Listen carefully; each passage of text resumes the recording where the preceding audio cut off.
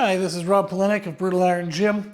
I recently started working with a client. They had surgery for their tricep connector. Unfortunately, they had done a competition prep for a powerlifting meet and they detached their tricep. So they had surgery. They reached out to me through a friend of a client and asked if I would help them kind of rebuild not only the tissue strength, but also their confidence in their tricep. Their tricep was actually their favorite thing to train, so they likely were probably overtraining it. So we're adjusting that in the programming, as well as nutrition and other joint and muscle support aspects. So what I wanted to do in today's video was to share the exercises that we're using to kind of start their training again, and what we'll be progressing in order to rebuild confidence. This is going to be specific to the triceps. However, you can use these concepts with any muscle if you're trying to rebuild it after having surgery or a major injury. So let's get into the first exercise. The first thing that we'll be doing is using an isolative movement with very minimal weight load and really high time under tension. And this is going to help increase blood flow to that tissue, but it's also going to help increase our kind of pain awareness and pain tolerance. We want to learn again kind of what is the right type of muscle burn and pain we should feel, as opposed to what might be risking another injury. So I have set up here just some D-rings. These are cloth type D-rings. Let me show it to you here. So these are from Spud Inc. And it has this material, and you can kind of shift the handle around. You can use rope grip attachment as well. But what I'm doing is I'm using these handles, and I'm actually going to be rotating them to a neutral position so you can use a rope grip. I only have 30 pounds on the cable stack, and what I would do is I would perform a tricep press down, but in a nice slow controlled manner. And I'll actually be performing these for time under tension, not for repetitions. You can count reps for sure, but it might get a little kind of boring or monotonous to count as high as we're going to. So typically with this strategy, we're trying to do a really long time under tension.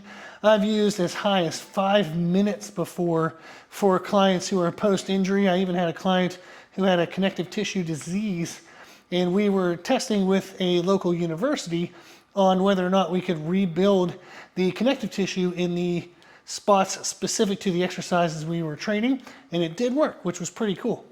So this is light enough that I can sit here and do a lot of reps, but it is already starting to burn. What this is doing is it's challenging that tissue, but it's challenging it in a way that we know 30 pounds divided by both arms is not likely to detach anything that was done in surgery, not going to tear apart the muscle tissue or connective tissue in a bad way. This is just going to create a lot of muscle burn.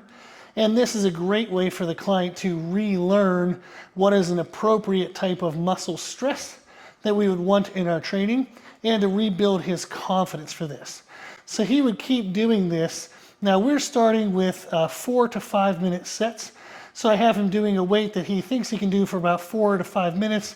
And then each week he can play with, that's good enough because it's burning like crazy. He can play with the amount of time under tension, maybe add a little bit of weight. We actually got him some little magnetized weights so he can make smaller weight jumps on the cable stack he has at home. But that is the first thing we're going to do, is pick something that is a relatively safe movement and do really high time under tension. Then I'll show you exercise number 2. For exercise number 2, we're going to keep a similar theory of using an isolation movement, but we're going to use a more challenging position. So I have the cable station set kind of around chest height, and we're going to be doing an overhead extension with just a single rope grip attachment. You can use any attachment that you have available that allows you in this position. So if I'm doing an overhead tricep extension, this is much more aggressive position on that tricep connector down at the elbow. But again, we're starting with very light weight, and we're going to do long time under tension. When we're ready enough for something this isolative, we're probably going to be doing around 2 to 3 minute sets. But again, it's just really trying to pump out blood flow, really challenge that tissue. As he would feel comfortable, we can easily get down to 1 minute sets and then actually push down to even 40-second sets. But we want to start with 2 to 3 minute sets.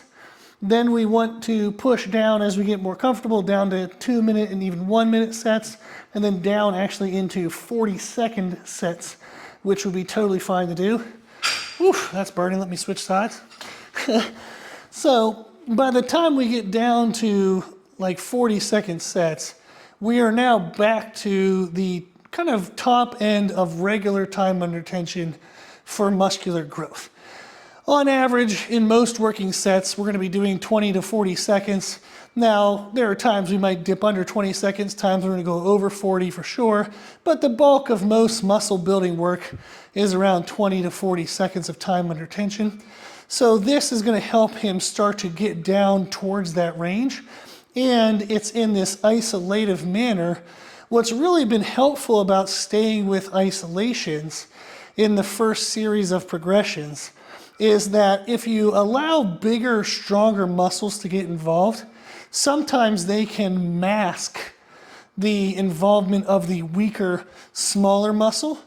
Oof, that's burning. And then what happens is when the big muscle kind of totally fatigues, then the small one is left doing work under this really heavy weight load, and it can become injured. So let's say, for example, we started with dumbbell chest presses. Once the chest starts to fatigue, you now have this big heavy weight that you normally wouldn't be doing if it was just triceps.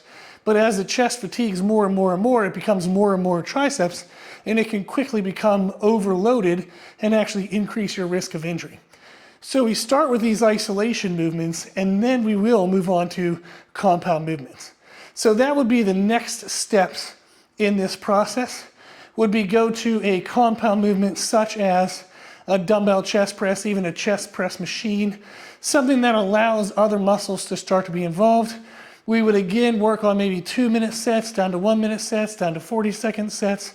And then usually in about 2 or 3 months in, their confidence is back, strength is back, size is back, if not getting really close to it.